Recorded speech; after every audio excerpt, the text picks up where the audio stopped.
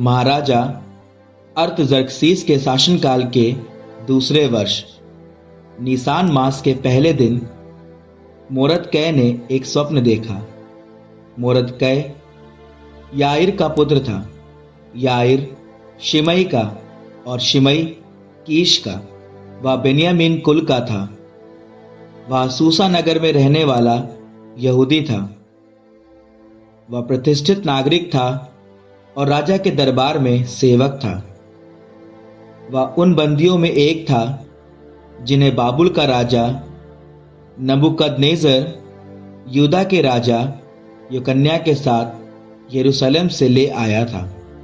उसका स्वप्न यह था, कोलाहल और हंगामा सुनाई पड़ा, बादलों का गर्जन, भूकंप और पृथ्वी पर बड़ा उपद्रव। फिर दो बड़े परदार सर्प दिखाई दिए जो एक दूसरे से लड़ने को तैयार थे। वे जोर जोर से फुफकारते थे। उनकी फुफकार सुनते ही सभी राष्ट्र धर्मी राष्ट्र के लोगों से युद्ध करने को तैयार हो गए। वहां अंधकार में और विषादपूर्ण दिन था। पृथ्वी पर विपत्ति और घबराहट, दुख और भारी आतंक। धर्मी राष्ट्र के सभी लोग आने वाली विपत्तियों के कारण भयभीत होकर अपने विनाश की आशंका से ईश्वर की दुहाई देने लगे। उनकी पुकार पर एक छोटे स्रोत से एक बड़ी नदी, एक उमड़ती हुई जलधारा फूट पड़ी। सूर्योदय के साथ प्रकाश हुआ।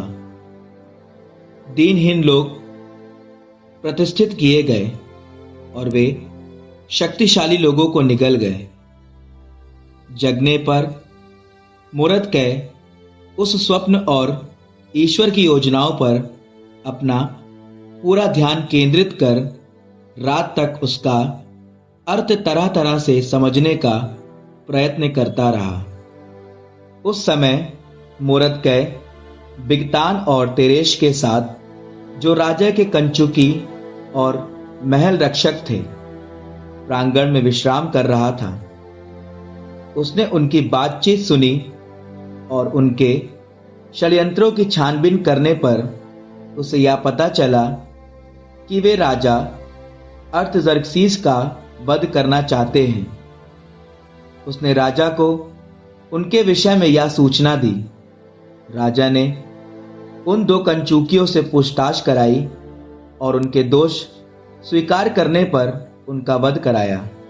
उसने इस घटना का उल्लेख वर्णन ग्रंथ में कराया। स्वयं मोरदकै ने भी इसे अपने लिए लिखा। इसके बाद राजा ने मोरदकै को राजकीय सेवा में नियुक्त किया और पुरस्कार के रूप में उसे उपहार दिए। हम्मदाता का पुत्र अगागी हामान, जो राजा का प्रिय पात्र था, मोरदकै और उसकी जाति के लोगों को उन दो राजकीय कंचुकियों के कारण हानि पहुंचाने का विचार करने लगा। अर्थजर्क्सीस के समय की घटना है, जिसने भारतवर्ष की सीमा से इथोपिया की सीमा तक के 127 अर्थजर्क्सीस के समय की घटना है, जिसने भारतवर्ष की सीमा से इथोपिया की सीमा तक के 127 प्रदेशों पर राज्य किया था। जब वह सूसा के किले में अपने सिंहासन पर विराजमान था, तो उसने अपने शासन के तीसरे वर्ष अपने सब उच्च पदाधिकारियों और दरबारियों, फारस और मेदिया के क्षत्रपों, कुलीनों और प्रदेशों के राज्यपालों को अपने यहाँ एक महाभोज दिया। वह बहुत दिनों तक, अर्थात 180 दिन तक, उन्हें अपने यशस्वी राज्य की संपत्ति और अपनी महिमा की भव्यता और प्रताप दिखाता रहा। भोज के दिन पूरे हो जाने पर राजा ने सूसा के सब निवासियों, क्या छोटे क्या बड़े, को निमंत्रित किया और आदेश दिया कि राजकीय भवन से लगे बगीचे में 7 दिन के भोज की तैयारी की जाए।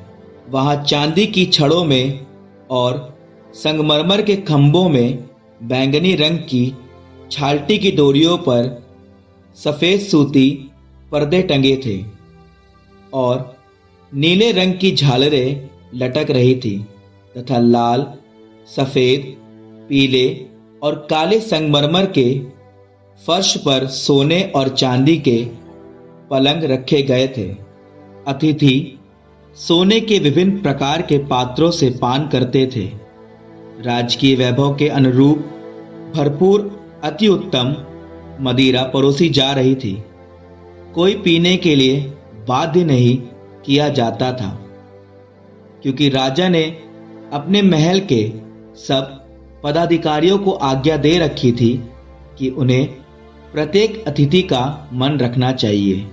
रानी वष्टी ने राजा अर्थजर्सीस के महल में स्त्रियों को भी एक भोज दिया। 7वें दिन राजा अर्थजर्सीस मदिरा पीकर आनंद मग्न था। उसने अपने यहाँ सेवा करने वाले 7 कंचुकियों को अर्थात महुमान, बिज्जता, हरबोना, बिगता, अबकता, जेतर और करकस को आज्ञा दी कि वे रानी वष्टी को राजकीय मुकुट पहने राजा के सामने ले आए। वह सभी लोगों और क्षत्रपों को उसका सौंदर्य दिखाना चाहता था, क्योंकि वह बहुत ही सुंदर थी। परंतु रानी वष्टी ने कंचुकियों द्वारा प्राप्त राजा के आदेश पर आना अस्वीकार कर दिया। इस पर राजा अप्रसन्न हुआ और उसका क्रोध भड़क उठा।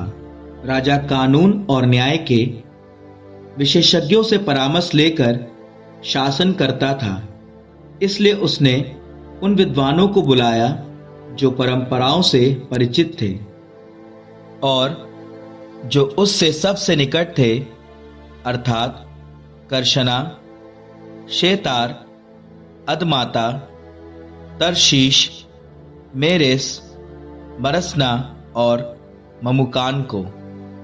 वे फारसियों और मेदियों के साथ प्रशासक और राजा के दरबारी थे। राज्य में उनका प्रथम स्थान था। उसने उनसे पूछा, रानी वष्टी ने असूर के राजा की आज्ञा का तिरस्कार किया, जिसे राजा ने कंचुकियों द्वारा भेजा था, तो कानून को ध्यान में रखते हुए वष्टी के साथ क्या करना चाहिए?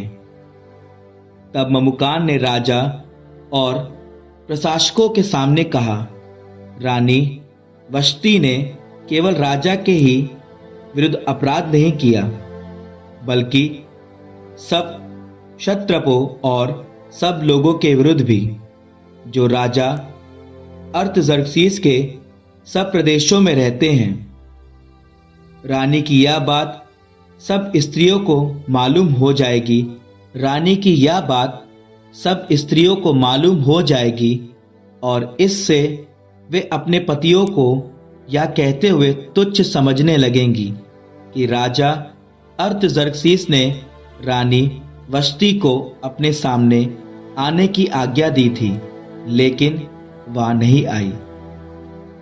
आज ही फारस और मेदिया की महिलाएं रानी के व्यवहार के संबंध में सुनेंगी और वे राजा के सब क्षत्रपों से इसी प्रकार कहेंगी। इस तरह तिरस्कार और विवाद उत्पन्न होगा। यदि राजा उचित समझे तो राजाज्ञा दी जाए और वह फारसियों और मेदियों के विधि ग्रंथों में लिखी जाए, जिससे वह रद्द ना हो सके, अर्थात वष्टी फिर कभी राजा अर्थजर्सीस के सामने ना आ सके और उनका राजकीय पद एक अन्य महिला ग्रहण करे जो उनसे अधिक योग्य हो।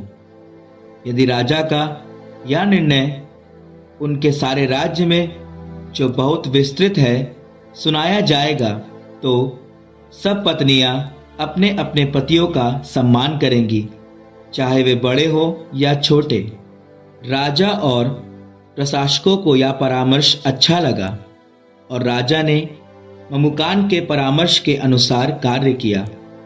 उसने अपने राज्य के सब प्रदेशों में राजकीय आज्ञा की घोषणा कराई, प्रत्येक प्रदेश की भाषा और लिपि में। वह यह थी कि प्रत्येक पुरुष अपने घर का स्वामी होगा और उसके यहाँ रहने वाली सभी स्त्रियां उसके अधीन रहेंगी।